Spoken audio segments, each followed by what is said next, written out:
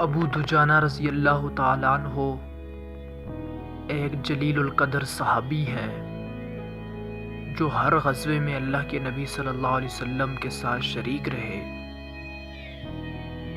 جن کو جنتی ہونے کی بشارتیں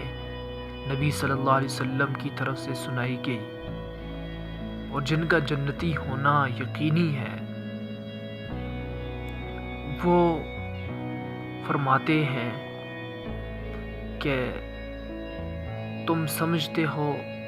کہ میں نے بہت بڑی جنگیں لڑی،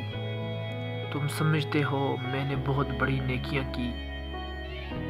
اور تم سمجھتے ہو میں ان کی وجہ سے بخشا جاؤں گا اور جنت کے اندر چلا جاؤں گا۔ وہ فرمایا کرتے تھے کہ میں جس کو اپنی بخشش کا عمل سمجھتا ہوں،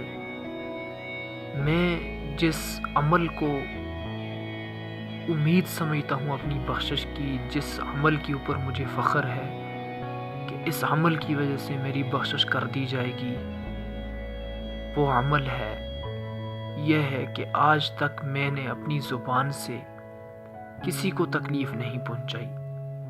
آج تک میں نے کسی کو بھی تکلیف نہیں پہنچائی۔ یہ ہے وہ عمل جس کو میں اپنی نجات کا، مغفرت کا، بخشش کا ذریعہ سمجھتا ہوں۔